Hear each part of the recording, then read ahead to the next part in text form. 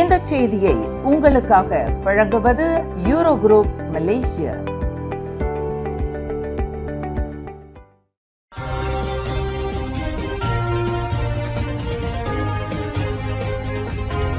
வணக்கம். திசைகளின் 5 மணி செய்திகள். வழக்கறிஞர் ராஜேஷ் நாகராஜனுக்கு கொலை மிரட்டல் விடுத்த நபருக்கு வலை வீச்சு.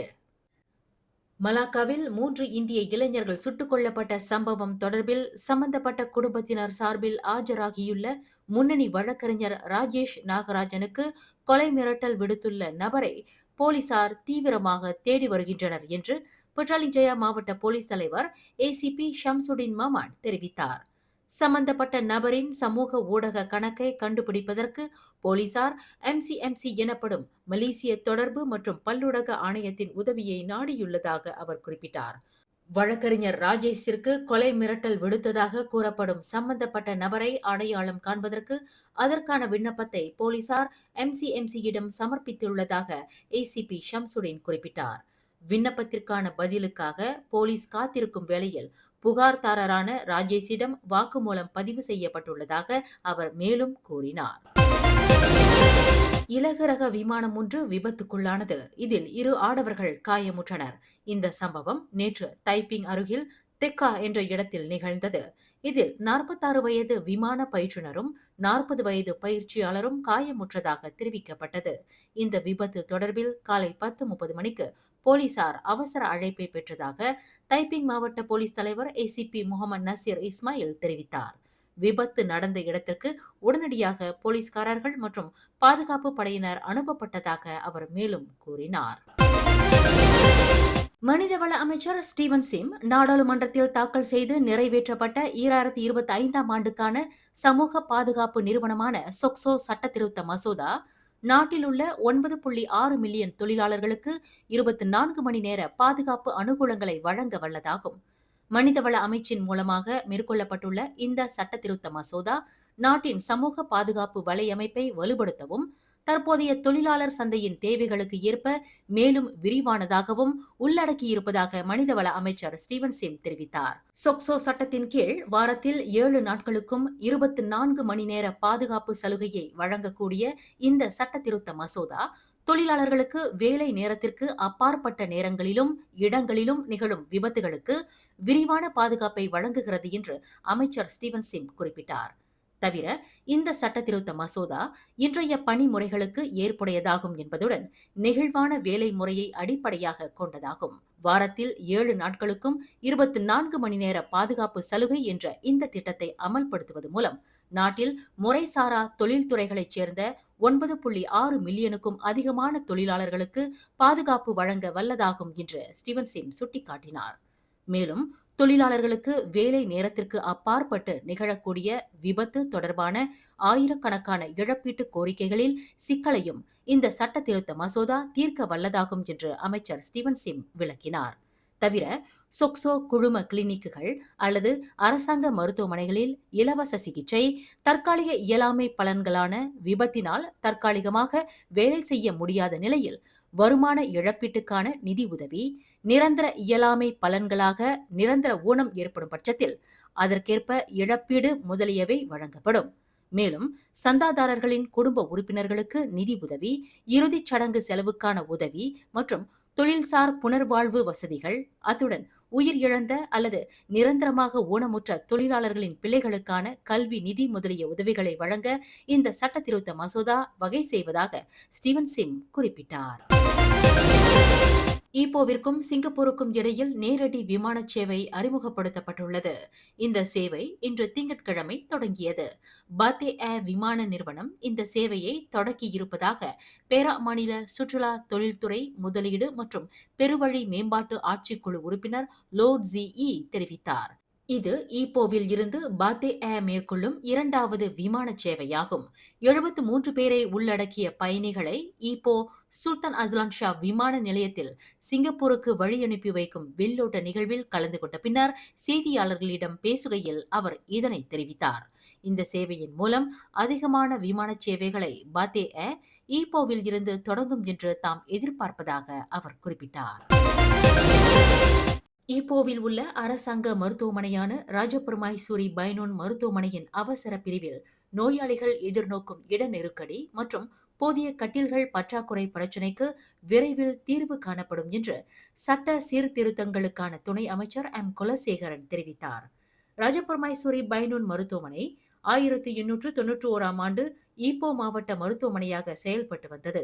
பின்னர் 1942ஆம் ஆண்டு அரசு மருத்துவமனையாக மேம்படுத்தப்பட்டது.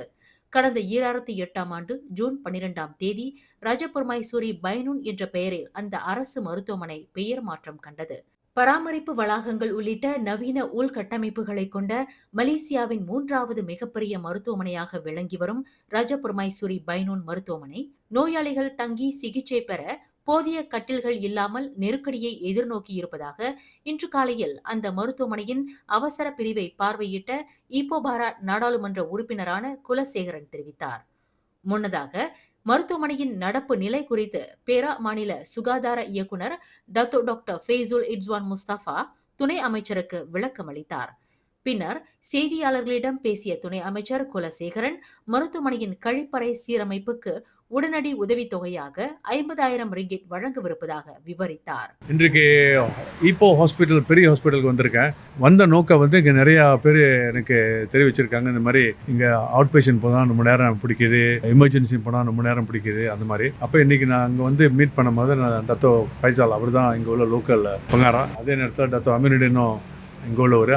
நாங்களாம் அங்கே பார்த்தது என்ன காரணம்னா, என்ன நம்ம செய்ய முடியும், என்ன உதவி செய்ய முடியும். அவங்க என்ன சொல்கிறாங்கன்னா, இங்கே 1200 பெட் 1100 பெட் இருக்குது, அது பத்தலை, அது ஒன்றும் ஏற்றணும், கூட ஆக்கணும்.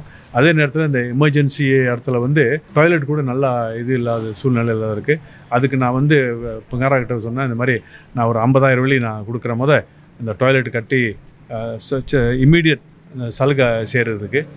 அப்புறம் இங்கே இப்போ என்ன இதெல்லாம் பார்த்தோமா, இந்த சீக்கு வர்ற காரணமே நம்ம தான். நம்ம சாப்பாடு, நம்ம உடலை பார்க்கறது இல்லை, அந்த சூழ்நிலை. அதான் இங்கே பார்த்தீங்கன்னா இந்த வட்டாரத்தில் மலேசியா தான் டயபிட்டிஸில் நம்பர் 1 சாம்பியன். ஒபிசிட்டி, அதாவது பெரிய சைஸ் நம்ம மலேசியா தான், மலேசியா ஆளுங்க தான் இப்போ ரொம்ப. அதில் என்ன காமிக்குதுன்னா, அளவுக்கு மேலே சாப்பிட்றோம். சாப்பிடக்கூடாதுன்னு இல்லை, சாப்பிட்றது முக்கியம். ஆனால் சாப்பிட்டு நம்ம உடலை பார்க்காதது ஒரு பெரிய தவறு வேலை. அதெல்லாம் நம்மக்கிட்ட ஹாஸ்பிட்டலுக்கு தள்ளிடுறோம். அது நியாயம் இல்லை.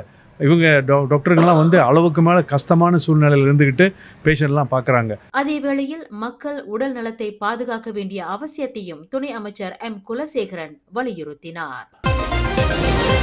உள்ளூர் வீட்டு பணிப்பெண் ஒருவர் துன்புறுத்தப்பட்டது குறித்து கிடைக்கப்பெற்ற போலீஸ் புகாரை தொடர்ந்து தாயாரையும் மகனையும் போலீசார் கைது செய்துள்ளனர். கைது செய்யப்பட்டுள்ள தாயாரையும் மகனையும் இன்று தொடங்கி 4 நாட்களுக்கு தடுத்து வைப்பதற்கான நீதிமன்ற அனுமதியை போலீசார் பெற்றுள்ளதாக கோம்பா மாவட்ட போலீஸ் தலைவர் ஏசிபி நூர் அரிஃபின் முகமது நசீர் தெரிவித்தார். இந்த 2 சந்தேக பேர்வழிகளும் வீட்டு பெண் பணியாளரை எவ்வாறு துன்புறுத்தினர் என்பது தொடர்பில் தற்போது விசாரணை நடைபெற்று வருவதாக அவர் குறிப்பிட்டார். உடலில் கடுமையான காயங்களுக்கு ஆளான அந்த பணிப்பெண் தற்போது மருத்துவமனையில் சிகிச்சை பெற்று வருகிறார். அவரின் உடல்நிலை சீராக உள்ளது என்று ஏசிபி நோர் தெரிவித்தார்.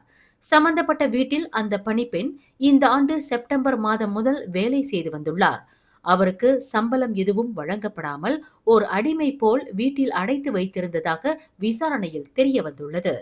தனது வீட்டு உரிமையாளரின் துன்புறுத்தலை தாங்கிக் கொள்ள முடியாமல் அண்டை வீட்டுக்காரரின் உதவியுடன் அந்த பணிப்பெண் கடந்த டிசம்பர் 6ஆம் தேதி அந்த வீட்டில் இருந்து தப்பி போலீசில் புகார் செய்துள்ளார் என்று ஏசிபி நோர் தெரிவித்தார்.